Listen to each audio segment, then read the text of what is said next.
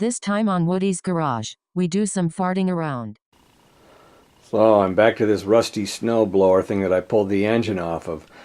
I've kind of decided to put the engine back on it. I really don't want to do that much work to put it on a mini bike because I actually have other engines and stuff. But I started to think once again about making this into like a go-kart type thing. And I'll show you more as I go along, but right now I'm just going to put the engine back on. So one thing I don't think I mentioned in the last video was that this is actually the drive for the rear wheels, the one that turns backwards, and the larger shaft was just for the auger. So in order to hitch this up as a drive forward, you'd probably have to make this unit opposite. It would have to, let me see, what's it in right now? Okay, right now it's like in gear 5. So it's all the way out to the outside, so when this thing spins, this is spinning it at the fastest it can spin. And as you change gears, hang on, let me change gears. Yeah, there's first gear where you see it's almost more in the center of the disc. So then the reverses will be on this side. But if you use the larger shaft, this shaft with a pulley, and I think I might have a 1-inch pulley, it would turn in the opposite direction. So you'd have like 5 speeds in reverse and 2 speeds in forward. So something would have to happen there in order to make that work. Either that or continue to use this, but the problem with this is, you know, I was thinking a bigger pulley on this would make it go faster. But obviously this one would be the candidate because this shaft turns probably, oh, I don't know. I was thinking maybe it turns twice to this, but I don't know. They seem to both like turn together. So I'm not quite sure how that would work. But so I also started thinking for this thing, and this is like, you know, am I really going to do this? I don't know. But like these handles would make some pretty cool handlebars, you know, and make it into a trike or something like that. And somehow you could make this shifter work, you know, come off of this thing over here to the side and have that go forward. A throttle would be no problem. Maybe you could even use one of those, you know, one of these clampy guys as a throttle, you know, like that.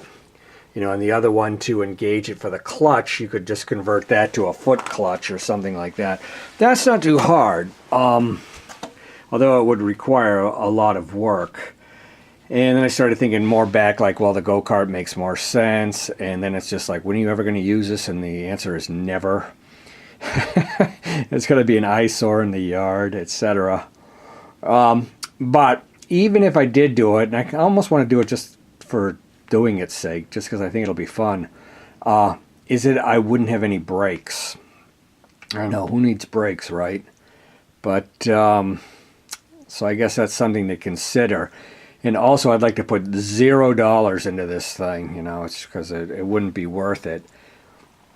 But maybe my real reason today is I just want to get the engine out of the basement and put this thing back under the deck. In case I think of a better use for it, or if somebody still wants to buy it or whatever, because I'm not going to use that engine for a mini bike, I don't think. Okay. You can see the pulley here, the little idler pulley going down to that drive pulley down on the bottom. The engine's just sitting there. There's some nice little pins that it sits on, so locating pins so that you know where it belongs, which is kind of nice. I got to tip it forward and put the bolts back in the bottom. Put a little lube on them. Okay, it's all bolted up. I still want to glance at this thing. You know, I was thinking of maybe a pulley here up and mount the engine sideways and cut a hole in the top there and put an old-fashioned like belt clutch thing so the idler tightens up on the belt. But that'd be a lot of guesswork. I mean, I have no idea how to do that. But for now, let's button this part up. Okay, that's back on. But more thoughts on the go-kart thing. If you use these as handlebars, you could kick them out. Then you could preserve some of this plate to kind of use them as a brace to hold them together. I was thinking for the frame, since this thing is so nicely square, like I was saying before, like old bed frames. You put a bed frame around there, bolt it in or weld it, and have it come out, yay far. And you'd sit like right here, right in front of the engine, like right there. And then the steering would kind of be like, maybe I could take that off of a freebie lawn tractor or something like that. And then it'd be a big rusty hunk of junk in your yard. But either way, I kind of want to get the engine back on here and get it the hell out of the basement, because we don't have a lot of room down here. But we'll see what we do with it. I'll still think about it. If you got any ideas, let me know. Okay, we're looking at the Roma Nova clutch today, trying to figure out what we can do. And hey, that clutch would work. Why? Because you see how close the sprocket is to the end of the shaft. Now look at the one I got. Look at how far, that's like a quarter of an inch difference at least that the chain is at. But that's a $50 clutch, and this is a, I don't know, it's like 18 bucks or something. That's like the old style. Why they came up with this, let me see if I can look at it a little better. See how far in that is? That just seems incorrect. So I'm kind of looking for a new old school type clutch, and so far there's been plenty of these Rups that come up that are 60 bucks a piece, but nothing else. So one of my thoughts with this thing was to cut that lip off, cut really close to the sprocket right there through both the shaft and through the housing here, and just do away with the rest of it. Maybe put a washer that sits on the shaft between the clutch and the housing of the engine. That's just a really loose fit, to keep the clutch from going back and forth. I might do it. I might ruin it. Then will that keyway allow me to push it in that far? Okay, here's another $20 clutch on Amazon. It looks, looks to be the same thing. Now, can you kind of see the difference? This one doesn't seem as pushed down as the one I have.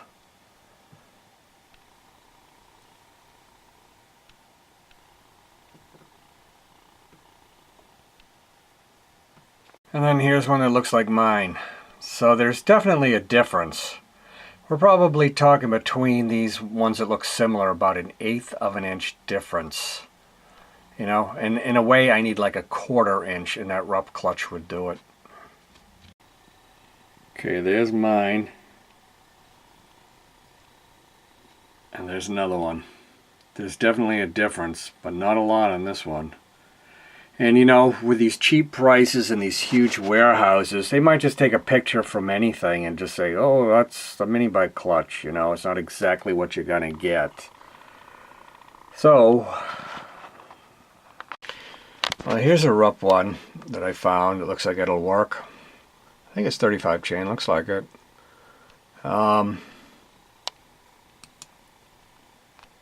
And it's only 35 bucks. See the difference there? How close that is to the end? That would work. Jeez. I just hate to spend this money because I'm a cheapskate. But that one would do it. I may end up buying that one.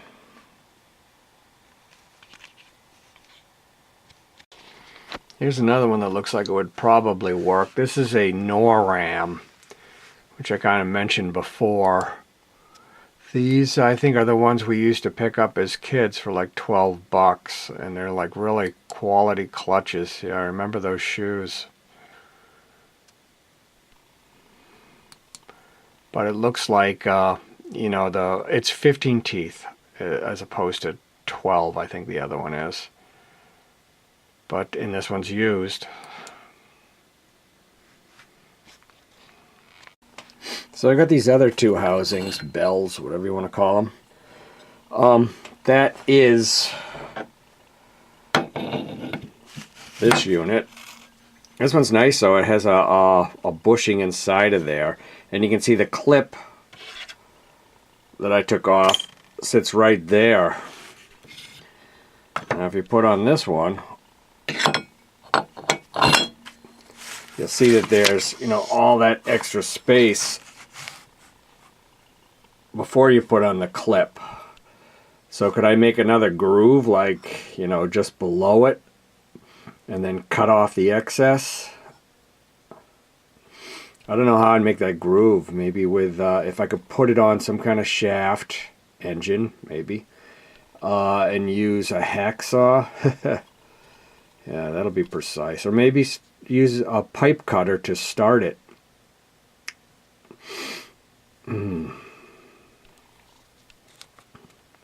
This is a Comet housing that I have, and you can see that it needs the bushing in there, which was a problem I had before.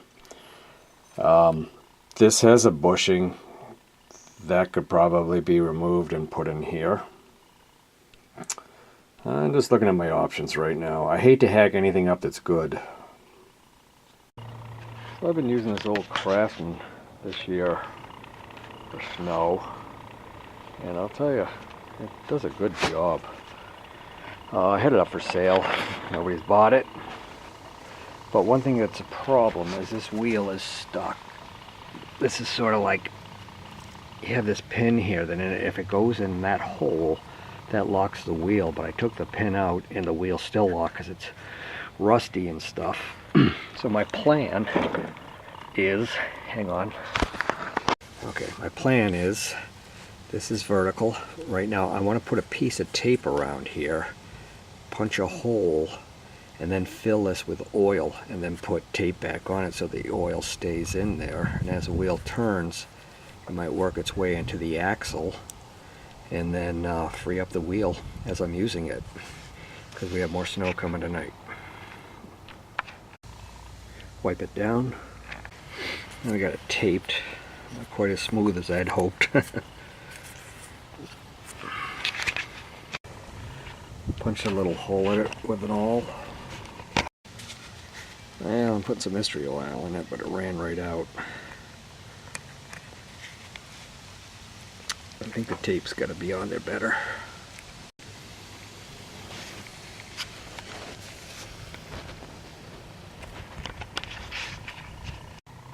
Yeah, it's holding. It's coming out of the axle now, which is good. So I'm going to put another piece of tape over the top.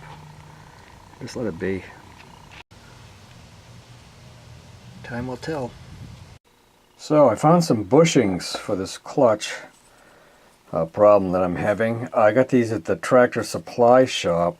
These are 3/4 inside diameter and 7/8 outside diameter supposedly, but they measure in at 1 inch.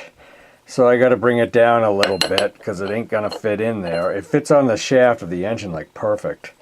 So what I was thinking of doing is taking this drill bit, putting a rag around it so it kind of fits in there, putting it in a drill like yay, you know, with a rag to take up some slack. It'll probably be wobbly and stuff like that, but, and then take the sandpaper and just, you know, kind of run it back and forth.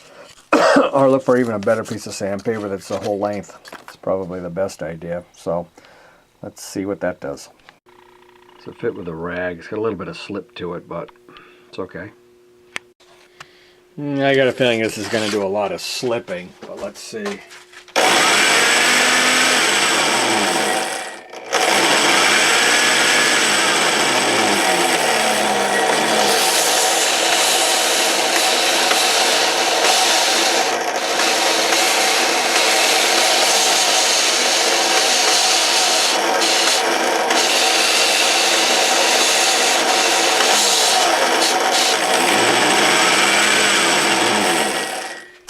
little more rag in there, and this poor old drill press, I think, is on the way out. The brushes are bad, so the vari-speed doesn't work very good. But let me tighten that up a little bit, and we'll see what we get.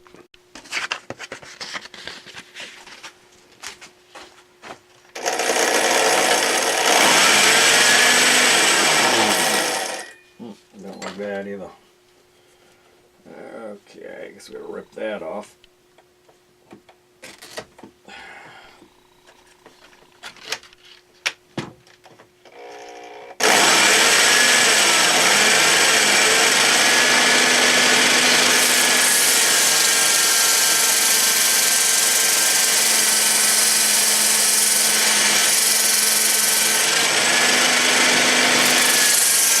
I've tried a couple of things. I've tried like sandpaper on sandpaper going like this with another piece on top. I've used the file, and really it's got to come down quite a bit. Right now it's about the same as this, meaning it's got to lose that much. So I got to get it more aggressive with it, and so I guess I got to think about it here. I tried a couple other things. I put the file up against it like this, leaning against a piece of wood like that, putting some pressure on it, going back and forth, but I'll tell you one thing, this material's durable, so if I ever get it down to that size, it will certainly last, but I'm still a long ways away. Now here's another way. I've been going against my belt sander like this. Turning this with a belt sander on, but you know, this is so uneven the way it's going against it that I feel like I'm going to screw it all up. So if I could get this, something to hold the bushing better against this, it would be good. Here's my next idea. I'm going to take a bolt like this. I wish I had one like a little bit bigger. Put it through here with the packing, being that old t-shirt stuff, and tighten it up inside here. Hopefully it'll be a little straighter so it'll track better against the belt sander, and we'll try that. Okay, that's what we got. It's pretty tight. There's a little bit of slippage in it, but there's, you know, the t-shirt's packed in there. It's not totally round, but we'll see what we get out of it on the belt sander. I'm probably going to be in the way because this thing's right in the corner.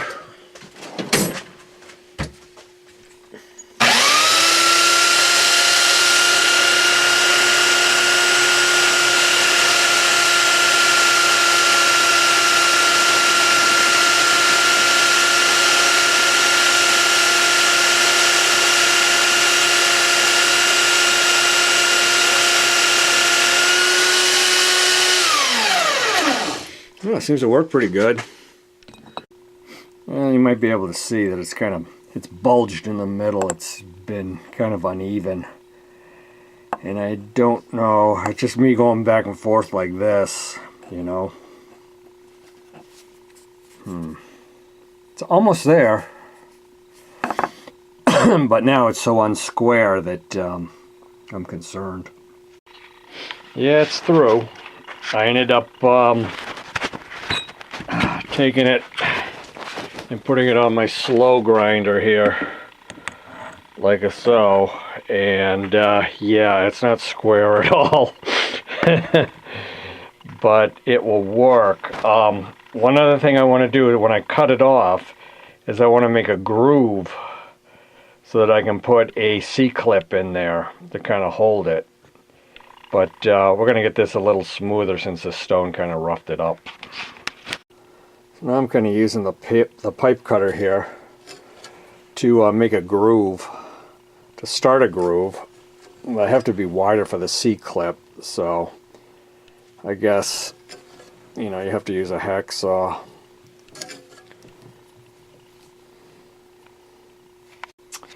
Well, this end is kind of tapered, and I don't like that. This end is still a little bit thick. I think I'd rather try to get this even and use this piece. And we'll cut it off just about, well, it's probably going to have to be cut off there. As far as the C-clip, I don't know. I mean, that's what that was supposed to be for, but not sure. Yeah, so both ends fit. The center is a little chubby, but this end fits pretty snug. I just have the problem now of trying to figure out how to put a clip on the end there. Or saying the heck with it, and, you know, the housing will have a tendency, I'll use this one, to, you know, go in and out like this. And if the clip's there, then it'll just stay in place. Obviously, the shoe part has set screws in it, so that's not going to move.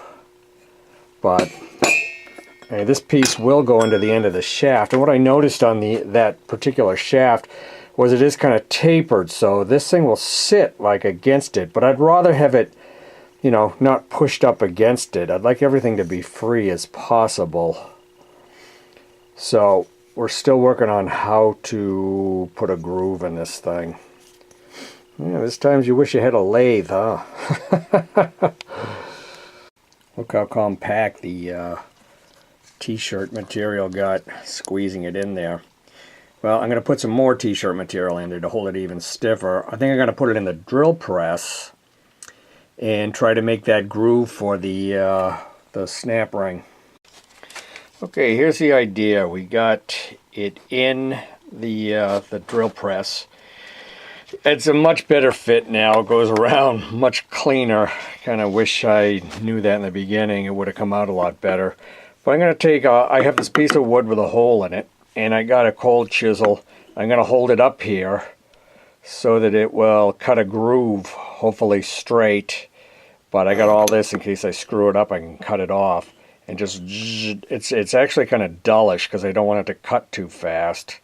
But, you know, I may end up sharpening it just to help.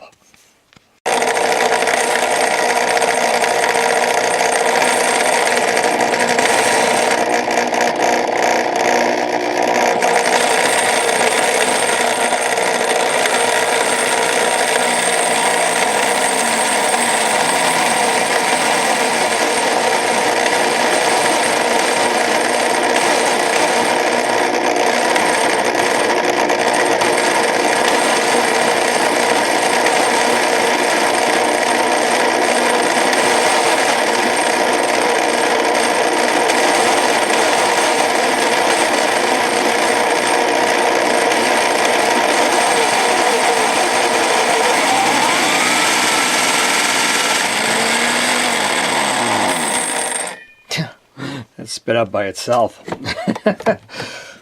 Let's see. Ooh, that's good. That might be enough. I don't know.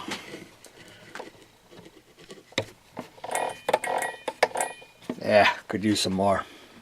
Okay, I'll show you when I'm done. Well, the groove isn't good, but it seems like it's going to hold. I mean, I was just tapping it in the vise like this, and it's not popping off. You know, it looks like it's a size too small kind of thing, but that's the next size up is too big. So yeah, that's what we're going with. So might end up taking a bit off the end there, so there isn't that much sticking out. So next we got to cut it down to size. So there it is. We got to take some of this outside down and cut off the inside there flush with this. But I think I want to do this part first. So I turned it around so that the clip's on the inside of the housing here, and I clamped it in the vise kind of mildly, not too tight, but just snug enough so that I can put the hacksaw right up against this edge and use it as a guide. And we'll see how that turns out. So one thing I'm realizing, I just kind of went around it with the hacksaw, and boy, that makes a nice groove for the clip, doesn't it? So I think I'm going to try to make the groove on the other side better with this same method. Okay, Roma Nova, the clutch is on. And it's not much different from the other one. But what I'm finding out now is I made a new bushing here because that was two pieces like stuck together, so I just made one that was a little smaller to get the wheel over a little bit further that way. Okay, and on the other side here I just added this washer because I needed to fill a little bit of space. So yes, the tire is probably about 1/16 of an inch over this way off center. You know, I can live with that. But what I'm finding out now is as I'm tightening it down, I don't know if you can see that, but this is actually bent in. So when you're tightening this nut, the nut wants to travel back like this, which skews the wheel and throws the chain off. So I'm thinking right now, go get your 5-pound sledge and try to pound this thing flat. Because right now I found with this all the way forward and this side just a tad back, the chain will track just fine. You know, nice and straight, won't jump off the sprocket, whatever. So something still has to happen. I mean, this thing's been driving me absolutely crazy. It's a mini bike, come on. All the other ones I just slapped together, everything just worked. This one is a mother. Well, except for the rup, that's kind of a pain. But, yeah, I think we got to straighten that out. Maybe even put the crescent wrench on it and see if I can bend that. When I got this thing, it didn't have a rear wheel on it, so I'm sure it got tossed around and this got bent somehow. So, and when I had everything off, this side actually looked a little bent too. So let me see if I can straighten those out. I'm also thinking of taking a washer like this and just welding it in there so that the axle doesn't have these dropouts, which are just really a pain in the neck. They don't really serve a purpose for me anyway. I don't know about the original design. Maybe they worked better. So I just took the wrench. No sledge necessary. I don't know if you can see all this. I can just bend it by hand. That's how soft this metal is. Okay, I'm going to pop the wheel off and get them as straight as I can. Yeah, beat them into submission. I think they look straighter. This one was bent down this way as well, this back leg, so now the spacing's a little more even. It probably needs to tap up a little more. Okay, certainly looks straighter, but as I tighten it, hang on, I grab the wrench. As I tighten it,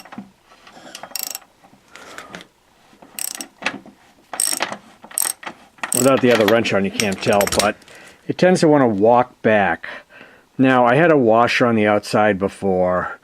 You know, that doesn't seem to help it. And right now I'm trying to, like, the less things I'm looking at, the better I can see what's going on. And what it seems like to me is this guy, if this guy's anchored over here, like I said, if I welded a washer over here, it would stay put. This guy's got to come back a little bit. And that's why I got the one adjuster on here, which I cleaned these guys up a little bit more. I drilled a bigger hole so that this wouldn't bind on this thing. And I flattened them out a little bit more. So they were kind of chunky and uneven. So, you know, right now we got a chain that is straight. But, you know, the more I tighten this axle, the more this wants to come back. And I got a feeling it's going to want to come back when the bike is running. So it's like I got to get my welder out, and it's 22 degrees out today, and I'm not going to do it outside, and I'm not going to do it inside. So that's something I'm going to do in the future, and hopefully that'll remedy it. Geesh, I wish I could really do it on this side too. You know, I think these things, these dropout things, are poor metal. I mean, they bend so easy. They shouldn't bend this easy, and it's part of the problem, and it's something I didn't recognize early on. And, I don't know. We're getting closer, though. At least the clutch bushing, I think, worked out okay. Okie doke.